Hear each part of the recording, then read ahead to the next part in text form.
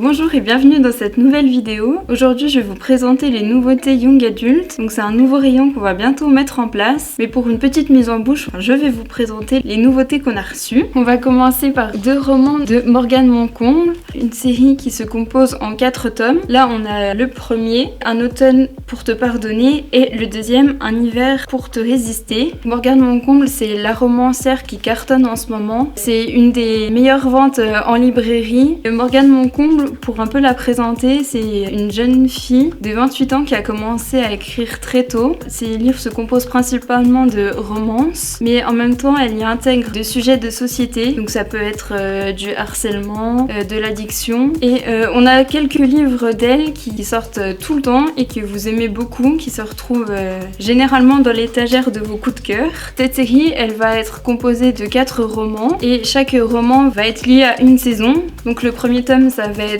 l'automne, on va parler de crimes, de meurtres, et le deuxième tome, ça va être sur la saison de l'hiver, où là ça va être le thème du patinage artistique qui va être abordé. On va retrouver une rivalité entre les 2 protagonistes, on va avoir une rivalité entre les 2 personnages principaux, qu'on va se retrouver dans le monde des Jeux Olympiques, où chacun d'eux vont tout faire pour décrocher la première place aux mondiaux. Donc c'est un livre qui va être très intense au niveau de la concurrence, il va y avoir des rivalités, des coups bas à découvrir absolument. Nous avons Loveless. Cette autrice, elle est connue pour sa série de romans graphiques Heartstopper, et là elle revient avec elle aussi une nouvelle romance mais qui aborde de nouveaux sujets. Donc dans celui-ci, ça va être l'absence de désir, l'absence de sentiments, comment faire face à ça, un peu différent de ce qu'elle a pu faire avant. Alors le prochain livre, Ne pars pas sans moi. Ce roman Ne pars pas sans moi, c'est un roman qui est absolument magnifique, qui parle notamment de la fratrie. Donc c'est un frère et une sœur qui vont se retrouver tous les deux puisqu'ils sont abandonnés par leur père, et leur mère les délaisse totalement, et on va les voir évoluer chacun de leur côté mais aussi ensemble. Et ce qui est intéressant avec celui-là, c'est que c'est un roman épistolaire, donc on va suivre la relation des personnages à travers un échange de mails. C'est une petite pépite à découvrir très bientôt. Alors ensuite nous avons Les mots bleus. C'est un roman qui est, je trouve, encore d'actualité parce qu'il parle d'homophobie. La protagoniste qui se fait harceler à l'école, qui se fait rejeter par ses parents. Ce roman, il prône la différence et l'indifférence, c'est-à-dire le fait de s'aimer, de comprendre ses sentiments, mais aussi de pouvoir aimer les autres, une personne du même sexe, sans que ça gêne autrui. Et en plus, ce qui est vraiment bien avec ce roman, c'est qu'il parle d'un autre sujet tabou, les femmes qui deviennent mères sans le vouloir. Et du coup, dans ce roman, on voit comment la mère de la protagoniste réagit face à la sexualité de sa fille. Et je pense que ce roman, il peut aider des personnes qui se retrouvent dans la même situation que le protagoniste, ou qui peut faire comprendre à d'autres personnes que le fait d'aimer quelqu'un du même sexe, c'est absolument pas un problème, et ça ne devrait plus l'être aujourd'hui. Ensuite, nous avons cette petite pépite qui est le roman Feel Good de l'été, qui est parfait pour les beaux jours qui arrivent. Pour vous le résumer en une seule phrase, ce roman, ce serait la définition de la citation « Les opposés s'attirent ». Ensuite, nous avons le premier tome de la série Chaos and Flamme, qui est un roman qui mélange à la fois fantasy, avec de la magie, des dragons, des enjeux assez politiques entre diverses maisons. Et c'est un mélange aussi du genre qui est très populaire en ce moment, les Enemy to Lovers. Donc c'est 2 protagonistes qui sont à la base ennemis, mais qui vont développer des sentiments l'un envers l'autre au fur et à mesure. Et ce qui est vraiment bien avec celui-là, c'est que c'est 2 personnages qui sont ennemis au début. Ils vont le rester un peu quand même tout au long, mais ça va pas être le Enemy to Lovers un peu cliché. Ensuite, nous avons le roman 1000 baisers pour un garçon. Alors celui-là, c'est un coup de cœur des libraires et un coup de cœur des lecteurs. C'est un gros carton. C'est un roman qui est absolument magnifique. Le seul conseil que je peux vous donner, c'est de sortir les mouchoirs quand vous allez le lire.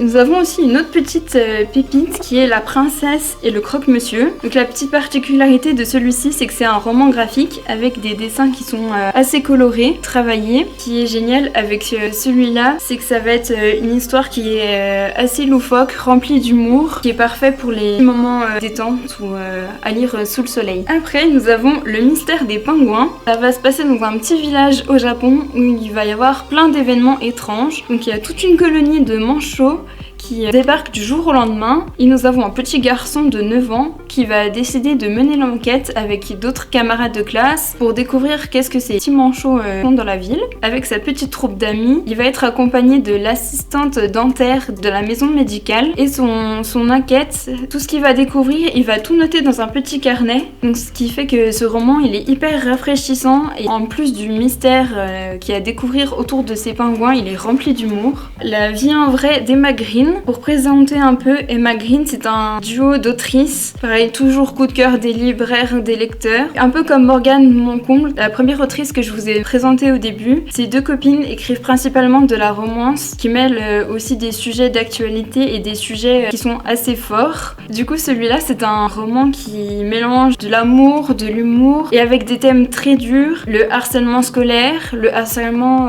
sur les réseaux sociaux, les problèmes d'argent et ça va même aller jusqu'aux problèmes de santé mentale puisqu'on retrouve la protagoniste un soir de fête qui avale des médicaments. La narration, elle aborde les deux points de vue, celle de la victime et celle du harceleur. Donc ce qui peut être génial aussi pour comprendre pourquoi certaines personnes se retrouvent à harceler d'autres. Il est pour un public averti, donc à partir de 18 ans, puisqu'il y a quelques scènes érotiques et des passages très crus. Poursuit avec Emma Green. Avec ce roman, on se retrouve plongé dans le milieu hospitalier et principalement les urgences. Cléo, le personnage principal, doit faire une année d'internat et pour ça elle choisit les urgences, sauf que lors de son premier jour, elle va se retrouver confrontée à divers sentiments puisqu'elle retrouve son rival de toujours et c'est l'hôpital où sa mère est décédée. Donc ce qui est intéressant avec ce livre, c'est la différence entre les moments passés aux urgences où c'est un rythme hyper rapide, où il faut courir absolument partout, et les moments beaucoup plus calmes où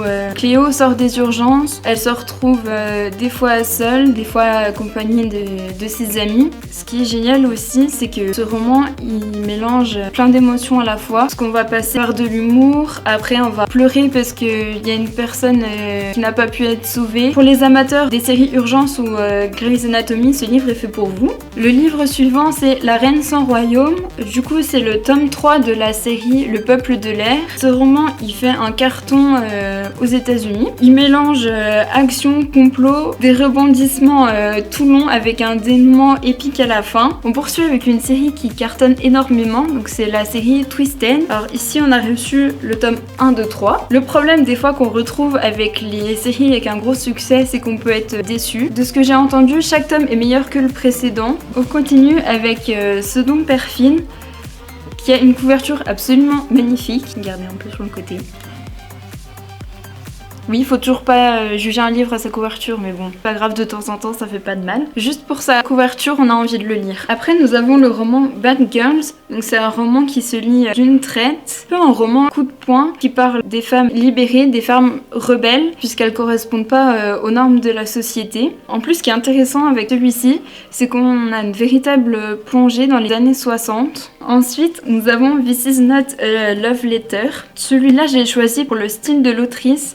Donc c'est un style qui est assez frais, assez cash, puisqu'il est aussi entre le passage de la vraie vie et des passages un peu dits manuscrits, où on a la protagoniste Lou qui écrit des lettres à son amie José sans avoir de réponse. Donc ce qui est intéressant entre l'alternance des passages vraie vie et des passages écrits avec les lettres, c'est que les lettres nous en apprennent davantage sur ce que vit Lou et sur les différentes relations qu'elle peut entretenir avec son amie, avec ses parents. Ce qui est intéressant aussi, c'est la métaphore liée au surf, parce qu'elle va montrer tout au long du roman comment une jeune fille va faire pour s'accrocher, pour ne pas tomber dans la tourmente. Et pour finir, je tenais vraiment à vous présenter celui-là, c'est Le Tombeau des Immortels de Victor Dixon, c'est sa dernière pépite. Alors c'est le deuxième cycle, c'est la série Vampiria America. Donc on a la première série Vampiria qui est absolument géniale, je vous la conseille, c'est vraiment un coup de cœur. Et j'ai vraiment hâte de découvrir celui-là. Ce qui est intéressant avec celui-là, c'est qu'on a plus seulement un personnage principal, mais 6, qui vont prendre en otage 11 personnes qui ont été fraîchement transmutées pour pouvoir se venger et obtenir réparation de la part des vampires. Ce qui est bien avec cette prise d'otage, c'est qu'elle va être étalée sur la durée, on va pas du tout s'ennuyer, il va y avoir énormément de rebondissements. Et un autre aspect qui est vraiment vraiment génial de ce livre, c'est qu'on est plongé dans l'atmosphère des États-Unis du XVIIIe siècle. Donc on va retrouver les colonies, les vastes territoires qui n'ont pas du tout été explorés, également la chasse aux sorcières aussi. Certains points négatifs qui ont été reprochés à ce roman, c'est qu'il y a 6 protagonistes, c'est-à-dire 6 personnages principaux, et du coup ils sont pas tous développés, sauf que c'est que le premier tome, du coup ça va se faire au fur et à mesure. On retrouve un protagoniste, Raphaël, qui était dans les 3 tomes de la série Vampiria. Et ce qui est génial avec Victor Dixon, c'est que tous ses romans, ils sont d'une incroyable qualité. Et celui-ci, il mélange de la fantasy, de l'historique. Il s'est beaucoup documenté sur les États-Unis du XVIIIe siècle. Je vous le recommande vivement, tout comme la série Vampiria, qui a été un gros coup de cœur pour ma part. Donc n'hésitez pas à le lire, j'aimerais beaucoup découvrir votre avis aussi. Merci d'avoir suivi cette vidéo, j'espère qu'elle vous aura plu et que j'aurai réussi à vous donner envie de lire nos petites nouveautés. J'espère vous retrouver bientôt à la médiathèque.